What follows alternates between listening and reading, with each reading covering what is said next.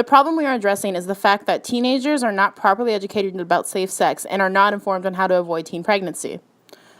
We want to address the fact that no one knows about the teen clinic in town. It's a taboo subject and not everyone has access to the information they need, as well as the high rate of teen pregnancy that's even present at our own school.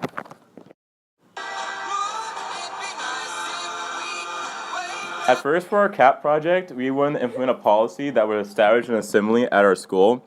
And this assembly would be covering sexual education, and we would primarily want to focus on the teen clinic. But then this year, we realized that the freshmen were actually going to get this education already. So we want to switch our focus from actually bringing light about it to more of advocating for the teen clinic and actually bringing the information to our school.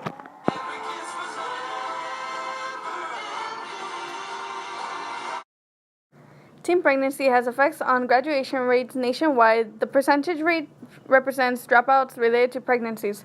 For example, California has 65 through 73%, Texas has 74 through 82, meanwhile, New Jersey has 83 and above. In regards to dropout rates, teens who practiced abstinence was nearly 8.5%. Active teens who used condoms were at 14.6%, and teens who did not use protection, possibly leading to pregnancy, was 21.8%. Over the years, there have been a decrease in birth control education, which corresponds with the increase of unintentional teen pregnancy. For our first step of our CAP project, we visited a teen clinic so we can see how they contacted schools and to see what they had to offer teenagers. Also, we wanted to see the hours that they were available at. The second step of our CAP project was we created a survey and asked 120 students, including freshmen, sophomores, juniors, and seniors, to find out that some could not name at least 3 birth control methods. Most did not know about the teen clinic that was available in our town. Even the most common STDs/STIs could not be named. Less than 20% of the 120 students believed the program would be unnecessary, while the other 80% believed we did need a sex ed program offered at our school. For our third steps, we emailed a school administrator, Mr. Peckham, to gain information on the freshman sex education assembly. Although his knowledge was limited, we learned that they covered common birth control methods and warned students of STDs and STIs. However, they did not advocate the teen clinic in town. For the fourth step of our CAP project, we asked teachers' opinions about the results that we gathered from our survey, and most of them were actually really surprised about the low knowledge of the teen clinic. Also, they were surprised about how some students could not even name the most common STDs/STIs or birth control methods. Also, they were kind of surprised about how many students actually want a sex ed project. For our fifth and final step of our CAP project, we talked to the counselors. From them, we learned that students can talk to them about sex without parent consent. They do help guide pregnant teens through the process, such as how to talk to parents about the subject if they haven't done so already, or what's going to happen with their classes.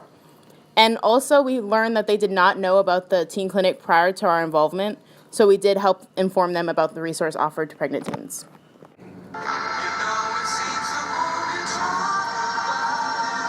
We actually did accomplish our goals of what we first set out to do. A sex education program for freshmen was established this year prior to our involvement. Also, the counselors will advocate the existence of the local teen clinic from now on. So all in all, we did accomplish our goals.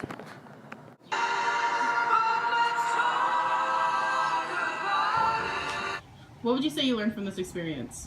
What I learned from this experience? Yeah. Probably be the fact that there actually is a teen clinic in the town. I actually didn't know that. Kara actually educated me on that, and she actually made it so we can actually learn about it, because it kind of also showed that there wasn't that many teens that actually knew about it, as like I asked people around, like even the partners like me and Crystal did not know like there was actually a teen clinic in our town. From this experience? I learned how many teens don't know about contraceptives and STDs and safe intercourse.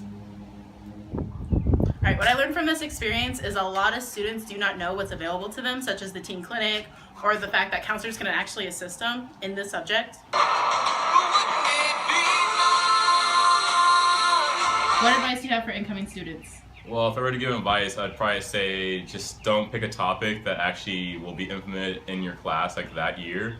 Because we picked our topic and then we found out that they're actually doing the exact same thing we wanted to do for freshmen in like their PE classroom. So. For incoming students? Well, for incoming students doing the CAP project, I would suggest not to do such a general topic, because then they won't find the resources, or they won't know what next step to use if they pick a general topic. All right, the advice I have for incoming students when it comes to the CAP project is to research like what policies are being like established before you start.